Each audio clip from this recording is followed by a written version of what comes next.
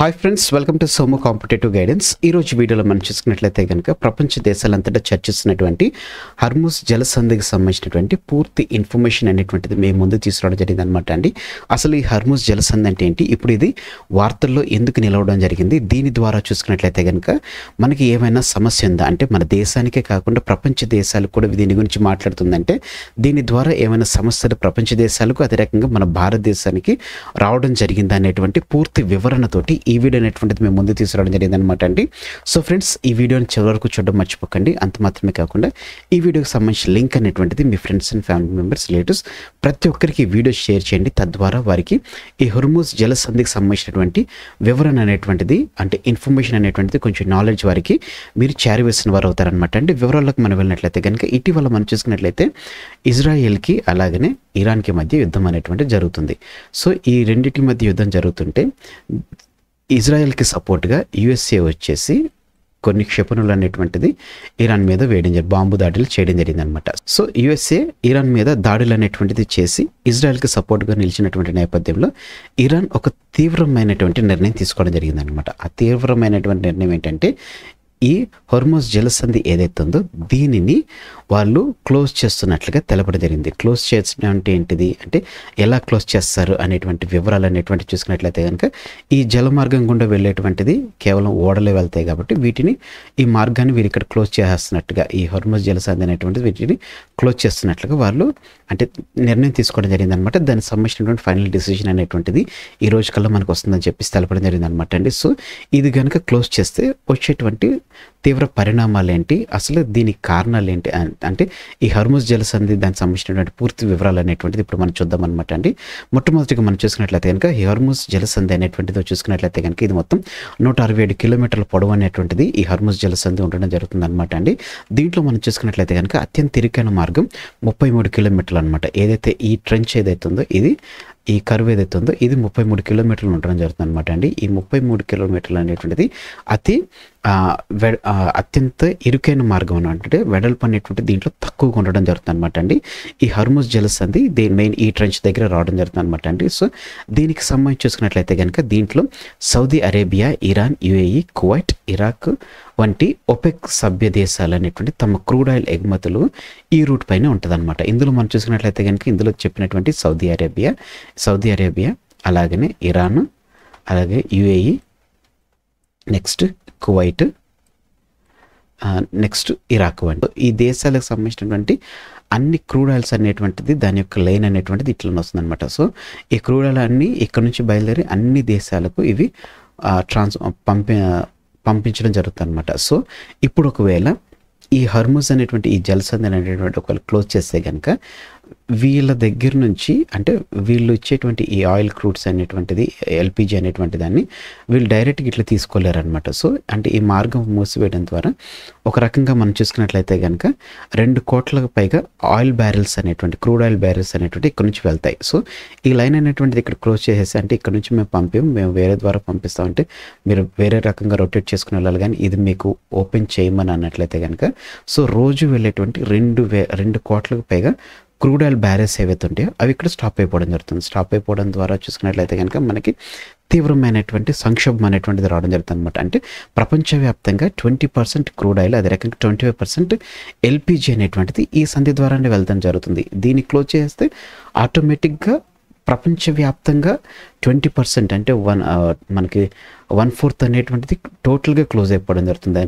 25% అనేటువంటిది ఎల్పిజి పూర్తిగా క్లోజ్ అయిపోవడం జరుగుతుంది. కాబట్టి ఈ హర్ముజ్ జలసంధి అనేటువంటిది నాట్ ఓన్లీ మనం చూసుకున్నట్లయితే కనుక ఆ దేశాల యొక్క చమురుని పంపించడానికి కాకుండా ఇట్లా చూసుకున్నట్లయితే షార్ట్ కట్ ఫామ్లోకి అన్ని దేశాలకు వెళ్ళేటువంటి మంచి ఈజీ ట్రాన్స్పోర్ట్ ఉంటుంది. లేకపోతే ఆఫ్రికా ద్వారా రావాల్సి వస్తుంది కాబట్టి అది కొంచెం లాంగెస్ట్ వే కాబట్టి సో ఇది ఈజియెస్ట్ వే కాబట్టి ఈ హర్ముజ్ జలసంధి అనేటువంటిది మనకి చాలా ఇంపార్టెంట్ అనమాట అండి. సో దీన్ని ఇప్పుడు ఇరాన్ వాళ్ళు క్లోజ్ చేస్తామని చెప్పేసి అంటున్నారు అనమాట. ఈ ఇరాన్ వాళ్ళు క్లోజ్ చేస్తే కనుక ఆల్రెడీ మీకు తెలిపినట్లు సో ఇంత 20% క్రూడ్ ఆయిల్ 25% ఎల్పిజి అనేటువంటిది ఆల్రెడీ ట్రాన్స్ఫర్ అవుతున్నటువంటి 2 కోట్లకు పైగా క్రూడ్ ఆయిల్ బేస్ అనేటువంటిది ట్రాన్స్ఫర్ అయ్యేటువంటి దీన్ని తీసుకొస్తే ఆటోమేటిక్గా సంక్షోభం అనేటువంటిది ఏర్పడుతుంది. కాబట్టి ఇది చేయకూడదని చెప్పేసి ప్రపంచ దేశాలు అనేటువంటిది ఎదురు చూస్తాం జరుగుతుందన్నమాట. అసలు ఇప్పుడు మనం సంధి అంటే ఏంటి మనం చూద్దాం. సంధి అనేటువంటి, ఎందుకంటే హర్మూజ్ సంధి అని అన్నాం. అసలు హర్మూజ్ అనేటువంటిది ఏరియా, సంధి అనేటువంటిది జలసంధి అంటే ఏంటి, జలసంధికి సంబంధించినటువంటి వివరాలు ఇప్పుడు మనం చూద్దాం. మనటువంటి రెండు సముద్రాలు లేకపోతే రెండు మహాసముద్రాలను కలిపేటువంటి ఒక సన్నటి సముద్రపు పాయనే మనం జలసంధి అంటాం అనమాట. జలసంధి అంటే ఏంటంటే రెండు సముద్రాలను లేకపోతే మహాసముద్రాలను కలిపేటువంటి ఒక సన్నటి సముద్రపు పాయనే మనం జలసంధి అని చెప్పేసి పిలవడం జరుగుతుంది అనమాట. సో ఇక్కడ మనం చూసుకున్నట్లయితే కనుక ఇది మన ఇరాన్, అదే రకంగా మనం చూసుకున్నట్లయితే కనుక యునైటెడ్ అరబ్ ఎమిరేట్స్లో కొంచెం భాగము, యునైటెడ్ అరబ్ ఎమిరేట్స్లో భాగం ఏదైతుందో ఈ పాయింట్ని, ఈ రెండు ఇరాన్ని అదే రకంగా యునైటెడ్ అరబ్ ఎమిరేట్స్లో ఉన్నటువంటి పాయింట్ని ఉన్నటువంటి చిన్న సముద్రపు పాయ ఏదైతుందో ఈ పాయని హర్మూజ్ జలసంధి అంటాం అనమాట. ఇక్కడ చూసుకున్నట్లయితే కనుక ఇది Persian of Gulf, Gulf of Oman, ఈ రెండు సముద్రాలను ఏవైతే ఉన్నాయో ఈ సముద్రాలని అరేబియా సముద్రంలో, ఇక్కడ అరేబియా సముద్రం ఉంటుందన్నమాట. సో దీంట్లో కలుపుతుంది. కాబట్టి ఈ ప్రాంతం ఏదైతుందో మనం చూసుకున్నట్లయితే కనుక రెండు సముద్రాలు లేకపోతే రెండు మహాసముద్రాలను కలిపేటువంటి సన్నటి పాయ అన్నమాట. ఈ పాయని మనము జలసంధి అంటాము. ఈ జలసంధి అనేటువంటిది హర్మూజ్ జలసంధిగా పేరు రావడం జరిగింది అనమాట అండి. సో ఈ రకంగా గుర్తుపెట్టుకోండి. ఇందులో మనకి మెయిన్ ఇంపార్టెంట్ చూసుకున్నట్లయితే కనుక జలసంధి అంటే రెండు సముద్రాలను లేకపోతే రెండు మహాసముద్రాలను కలిపేటువంటి ఒక సన్నటి సముద్రపు పాయ అనమాట. సో ఇందులో మనం చూసుకున్నట్లయితే కనుక గల్ఫ్ ఆఫ్ పర్షియన్, అదే రకంగా గల్ఫ్ ఆఫ్ ఒమెన్ అనేటువంటి ఈ రెండు సముద్రాలను కలిపేటువంటిది ఒక సన్నటి పాయ అనమాట అండి. సో ఇది తర్వాత చూసుకున్నట్లయితే కనుక అరేబియన్ సీ అనమాట అండి. సో ఈ రకంగా రెండు సముద్రాలు లేకపోతే రెండు మహాసముద్రాలను కలిపేటువంటి సన్నటి పాయనే మనం జలసంధి అని చెప్పేసి పిలవడం జరుగుతుంది అనమాట. హోప్ ఈ జలసంధి అనేటువంటి కాన్సెప్ట్ మీకు అర్థమైంది అనమాట అండి. ఇది జలసంధి అనమాట. జలసంధి అనేటువంటి కాన్సెప్ట్ మీకు అర్థమైందని నేను చెప్పేసి నేను అనుకుంటున్నాను. నెక్స్ట్ మనం చూసుకున్నట్లయితే కనుక ఈ హర్మూజ్ జలసంధి చూసుకున్నట్లయితే కనుక ఇరాన్ మరియు ఒమన్లను రెండింటిని వేరు చేయడం జరుగుతుంది అనమాట అండి. అలాగనే పెర్షియన్ గల్ఫ్ను అదే రకంగా ఒమన్ గల్ఫ్ ఏవైతే ఉన్నాయి, పర్షియన్ గల్ఫ్ అదే రకంగా గల్ఫ్ ఆఫ్ ఒమన్ ఏవైతే ఉన్నాయో వీటిని అరేబియా సముద్రంలో కలపడం జరుగుతుంది అనమాట అండి. ఈ హర్మూజ్ జలసంధి అనేటువంటిది దాన్ని మీకు ఎలాబరేట్ చేయడం జరిగింది అనమాట. సో ఇది ఒకవేళ క్లోజ్ చేస్తే కనుక ప్రపంచ దేశాలపై ఎటువంటి ప్రభావం పడుతుందని చూసుకున్నట్లయితే హర్మూజ్ జలసంధి నుంచి చూసుకున్నట్లయితే కనుక మనకి రోజుకు వచ్చేసి 2 కోట్లకు పైగా క్రూడ్ ఆయిల్ బ్యారెల్స్ అనేటువంటిది సరఫరా అనేటువంటిది వెళుతుంది. కాబట్టి ఆ సరఫరా ఆటోమేటిక్గా క్లోజ్ అవడం జరుగుతుంది అనమాట. సో ఇప్పుడు ఈ వెళ్ళేటువంటి ఈ సరఫరా ఏదైతే ఉందో ఈ సరఫరా అనేటువంటిది ఆటోమేటిక్గా క్లోజ్ చేసేస్తారు. సో క్లోజ్ చేయడం ద్వారా మనం చూసుకున్నట్లయితే కనుక ఇంకా ఇటువైపు మనకి ప్రాసెసింగ్ అనేటువంటిది ఏముండదు. కాబట్టి సో ఈ దేశాల నుంచి మనం చమురు కానీ ఏదైనా తీసుకోవాలనుకున్నట్లయితే కనుక సో ఈ లాంగెస్ట్ వే నుంచి మనం తీసుకోవాలన్నమాట. మన దేశం కానీ మిగతా దేశాలకి ఇట్లా వెళ్ళాలంటే కనుక ఇట్లా వెళ్ళాల్సి వస్తుంది. కాబట్టి సో దీని ద్వారా చూసుకున్నట్లయితే కనుక హర్మూజ్ ఒకవేళ మూసివేసేస్తే చాలా సరఫరా అనేటువంటి ఆగిపోతుంది. కాబట్టి సో దీని ద్వారా మనం చూసుకున్నట్లయితే కనుక చమురు బ్యారెల్ ధర ఇప్పుడు ఉన్నటువంటి $100 నుంచి కాస్త $130 అనేటువంటిది పెరిగేటువంటి అవకాశం ఉంటుంది అనమాట. సో ఇట్లా పెరగడం ద్వారా చూసుకున్నట్లయితే ప్రపంచవ్యాప్తంగా చూసుకున్నట్లయితే కనుక చమురు ధరలకు చమురుకు సంబంధించినటువంటి సంక్షోభం అనేటువంటిది వస్తుంది.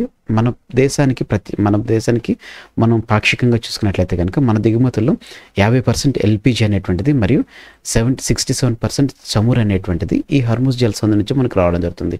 సో ఈ జలసంధి మూసివేసేస్తే కనుక మనకి చూసుకున్నట్లయితే కనుక నియర్లీ 50% వరకు మనకి చమురు సంబంధించినటువంటి ఎల్పిజి సంబంధించినటువంటి పర్సంటేజ్ అంతా క్లోజ్ అయిపోతుంది. కానీ కాబట్టి చాలా మట్టుకు దేశం చూసుకున్నట్లయితే కనుక తీవ్రమైనటువంటి సంక్షోభంలోకి వెళ్ళిపోయేటువంటి అవకాశాలు ఉన్నాయి. దీంతో మనం చూసుకున్నట్లయితే కనుక ఈ సంధి మానేస్తే 20 లక్షల క్రూడ్ ఆయిల్ సప్లై కూడా ఆగిపోతుందని చెప్పేసి తెలపడం జరిగింది అనమాట అండి. సో ఆటోమేటిక్గా సప్లై అనేటువంటిది ఆగిపోతే డిమాండ్ అనేటువంటిది పెరుగుతుంది.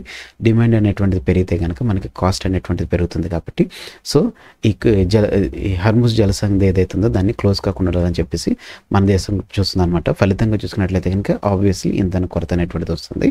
సో దీని ద్వారా అంటే మనకి ఏమైనా ప్రత్యామ్నాయం ఏందని అంటే ఇందులో మీకు ఆల్రెడీ తెలిపాను అనమాట. ఆల్రెడీ ఒకవేళ ఈ దేశాల నుంచి మనకి అరేబియన్ గల్ఫ్ నుంచి మనకి రాకపోయింది అంటే హర్మూజ్ జలసంధి నుంచి రాకపోతే కనుక మనం వేరే రూట్ అనేటువంటి తీసుకోవాలని చెప్పి చెప్పాను. సో అది చూసుకున్నట్లయితే కనుక లాంగెస్ట్ రూట్ ఇట్లా వచ్చి ఇట్లా రావాలి కాబట్టి ఇది లాంగెస్ట్ రూట్ అవుతుంది. దీంట్లో మనం చూసుకున్నట్లయితే కనుక కేప్ ఆఫ్ గుడ్ హోప్ అంటారనమాట. ఈ రూట్ ఏదైతే ఉందో దీన్ని కేప్ ఆఫ్ గుడ్ హోప్ అంటారనమాట. సో ఈ కేప్ ఆఫ్ గుడ్ హోప్ నుంచి రావచ్చు. కాకపోతే ఇక్కడ నుంచి చూసుకున్నట్లయితే కనుక అక్కడ నుంచి రావడానికి టైం టేకింగ్ ఎక్కువ ప్రాసెస్ పడుతుంది. అలాగనే మనం చూసుకున్నట్లయితే కనుక సమయం ఎక్కువ పడుతుంది, కాస్ట్ కూడా ఎక్కువ అవుతుంది. ఇక్కడ మనకి ఇప్పుడు సపోజ్ ఇప్పుడు మనకు 100 రూపాయలు పెట్రోల్ వస్తుంది అనుకోండి. ఇప్పుడు ఇది తర్వాత ఇది 150 అయినా కానీ మనం ఆలోచించాల్సినటువంటి అవసరం లేదు. అంటే నేను మీకు ఎగ్జాంపుల్గా చెప్తున్నాను అనమాట. సో అంత రాడికల్గా మనకి కాస్ట్ అనేటువంటిది పెరిగిపోతుంది అనమాట. సో అందుకనే ఈ హర్ముజ్ జలసంధిని క్లోజ్ కాకూడదని చెప్పేసి చూస్తున్నారు అనమాట. ఎగ్జామ్ పాయింట్ ఆఫ్ వ్యూలో ఈ హర్ముజ్ జలసంధితో పాటుగా మనకు వచ్చేటువంటి ఇంపార్టెంట్ క్వశ్చన్ అనమాట. అంటే దీన్ని మీకు ఇవ్వాలని చెప్పేసి ఒక పర్క్ కింద ఇవ్వాలని చెప్పేసి నేను మీకు ఈ వీడియో అనేటువంటి చేయడం జరిగింది అనమాట. అండి ఇందులో చూసినట్లయితే కనుక ఈ ఏదైతే పర్షియన్ గల్ఫ్ ఏదైతే ఉందో, ఇది మన హర్ముజ్ జలసంధి దగ్గర వచ్చినటువంటి ఈ పర్షియన్ గల్ఫ్ ఏదైతే ఉందో, ఈ పర్షియన్ గల్ఫ్కి సంబంధించినటువంటి మన క్వశ్చన్ రావచ్చు అనమాట. ఈ పర్షియన్ గల్ఫ్లో మొత్తం ఎన్ని దేశాలు ఉన్నాయని చెప్పేసి అడుగుతారు. మొత్తం 8 దేశాలు అనేటువంటిది ఈ పర్షియన్ గల్ఫ్లో ఉంటుంది అనమాట అండి. దాంట్లో చూసుకున్నట్లయితే కనుక Iran, Iraq, Bahrain, Saudi Arabia, అదే రకంగా మనకి Kuwait, ఖతారు, United Arab Emirates, Oman అనేటువంటిది ఈ 8 దేశాలు ఈ పర్షియన్ గల్ఫ్లో లేకపోతే అరేబియన్ గల్ఫ్లో దేశాలుగా ఉండడం జరుగుతుంది అనమాట. ఇది exam point of view important. So మనకి డైరెక్ట్గా క్వశ్చన్స్ అని అడగవచ్చు. అంటే మనకి పర్షియన్ గల్ఫ్లో ఉన్నటువంటి దేశాలు ఎన్ని అనేటువంటి క్వశ్చన్ రావచ్చు. ఒకవేళ ఆ క్వశ్చన్ రాకపోయినట్లయితే కనుక వీటి యొక్క క్యాపిటల్ సిటీస్ అనేటువంటిది అడుగుతారనమాట. ఇరాన్ యొక్క క్యాపిటల్ సిటీ వచ్చేసి టెహరాను. ఒకవేళ క్యాపిటల్ సిటీ అడగకపోయినా కానీ కరెన్సీ అనేటువంటిది, ఇరాన్ యొక్క కరెన్సీ వచ్చేసి ఇరానియన్ రియల్ అనమాట అండి. ఇరాక్ చూసుకున్నట్లయితే కనుక Baghdad capital city, Iraqi dinar అనేటువంటిది దాని యొక్క కరెన్సీ అనమాట అండి. నెక్స్ట్ బహ్రెయిన్ చూసుకున్నట్లయితే మనామా అనేటువంటిది క్యాపిటల్ సిటీ, బహ్రెయిన్ దినార్ అనేటువంటిది కరెన్సీగా ఉండడం జరిగింది. సౌదీ అరేబియా చూసుకున్నట్లయితే Riyadh capital city, Saudi riyal అనేటువంటిది కరెన్సీగా ఉండడం జరిగింది. కువైట్ వచ్చేసి Kuwait city capital city, Kuwait dinar అనేటువంటిది కరెన్సీగా ఉండడం జరిగింది. ఖతార్కి వచ్చేసి Doha capital city, Qatar riyal అనేటువంటిది కరెన్సీగా ఉండడం జరిగింది. United Arab Emirates capital city వచ్చేసి అబుదాబి, యుఏఈ దినారం అనేటువంటిది దీనికి క్యాపిటల్ సిటీగా ఉండడం జరిగింది అనమాట, కరెన్సీగా ఉండడం జరిగింది. ఒమన్ క్యాపిటల్ సిటీ వచ్చేసి మస్కట్ యొక్క ఒమన్ యొక్క కరెన్సీ వచ్చేసి ఒమన్ రియాల్ అనేటువంటిది కరెన్సీగా ఉండడం జరిగింది అనమాట. సో ఈ రకంగా పర్షియన్ గల్ఫ్లో చూసుకున్నట్లయితే కనుక టోటల్ 8 కంట్రీస్. ఇందులో మనం చూసుకున్నట్లయితే కనుక Iran, Iraq, Kuwait, Bahrain, Qatar, Saudi Arabia, United Arab Emirates, అదే రకంగా ఒమన్ అనేటువంటి దేశాలు అనమాట. వాటి యొక్క క్యాపిటల్ సిటీస్ మీకు ఇక్కడ తెలపడం జరిగింది. వాటి యొక్క కరెన్సీ అనేటువంటిది కూడా మీకు తెలపడం జరిగింది అనమాట అండి. సో ఫ్రెండ్స్ ఇదనమాట అండి. ఇది మీరు ప్రాక్టీస్ చేసుకోండి. ఇది మీరు ప్రాక్టీస్ చేసుకున్నట్లయితే, రెగ్యులరైజ్ చేసుకున్నట్లయితే కనుక మీకు ఎగ్జామ్ పాయింట్ ఆఫ్ వ్యూలో కంపల్సరీ షూర్గా క్వశ్చన్ వచ్చేటువంటి టాపిక్ అనమాట అండి. సో ఫ్రెండ్స్ ఈ వీడియోని కనుక మీకు ఇక్కడ చూసినట్లయితే కనుక కంటెంట్ మీకు నచ్చినట్లయితే thanks for watching the video. మీరు ఇంకా మన ఛానల్ని సబ్స్క్రైబ్ చేసుకోకపోయినట్లయితే కనుక మరిన్ని అప్డేట్స్ కావాలనుకున్నట్లయితే కంపల్సరీ కింద సబ్స్క్రైబ్ అనే బటన్ ఉంటుందండి. ఆ బటన్ మీరు క్లిక్ చేసిన వెంటనే మీకు పక్కన బెల్ ఐకాన్ పాప్ అవుతుంది. ఆ బెల్ ఐకాన్లో మీరు ఆల్ నోటిఫికేషన్ క్లిక్ చేసుకున్నట్లయితే ఎప్పటికప్పుడు లేటెస్ట్ అప్డేట్స్ అనేటువంటిది నోటిఫికేషన్ రూపంలో మీరు మీ డివైస్లో పొందుకోవడం జరుగుతుంది.